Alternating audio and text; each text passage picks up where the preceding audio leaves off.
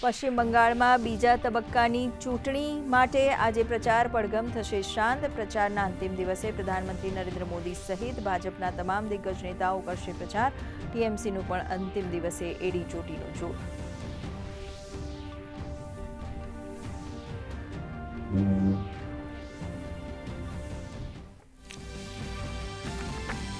પ્રધાનમંત્રી નરેન્દ્ર મોદી આજથી 2 દિવસ સિક્કિમના પ્રવાસે. રાજ્યના સ્વર્ણ જયંતિ સમારંભમાં રહેશે ઉપસ્થિત. 4,000 કરોડની પરિયોજનાઓની આપશે ભેટ.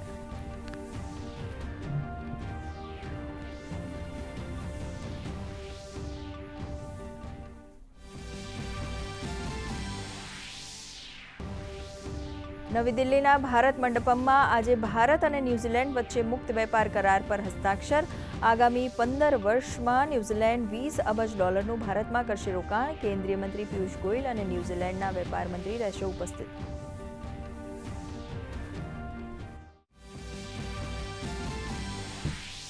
ઈરાનના વિદેશ મંત્રી અબ્બાસ અરાગચી રશિયાના પ્રવાસે. અમેરિકાના રાષ્ટ્રપતિ ડોનાલ્ડ ટ્રમ્પે ઈરાનને વાતચીત માટે કરી ઓફર. ટ્રમ્પ અને સ્ટારમરે હોર્મુઝમાં અવરજવર પર કરી ચર્ચા.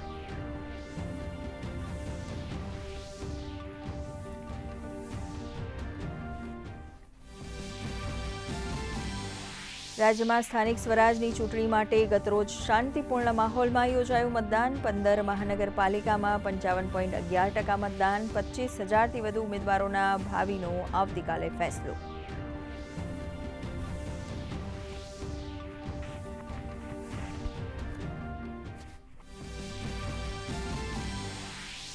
રાજકોટના જસદણમાં 4 માસૂમ બાળકોના ડૂબી જવાથી મોત. બાળકો આલણ સાગર તળાવમાં નહાવા પડ્યા હતા. તરવૈયાઓ અને ફાયર વિભાગે તળાવમાંથી બાળકોના મૃતદેહ કાઢ્યા બહાર.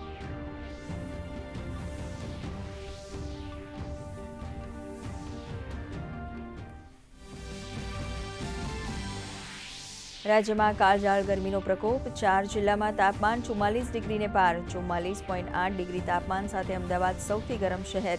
અમરેલીમાં 44.5, રાજકોટમાં 44.4 તો ગાંધીનગરમાં 44.2 ડિગ્રી તાપમાન.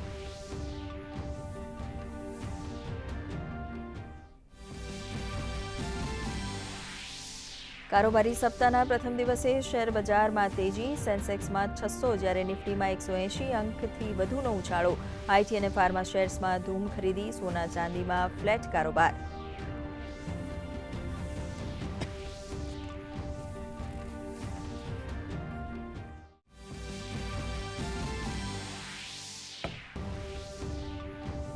મેરેથોનનો તૂટ્યો વિશ્વ રેકોર્ડ. કેન્યાના સેબેસ્ટિયન સાવેએ લંડન મેરેથોનમાં બનાવ્યો નવો વિશ્વ રેકોર્ડ.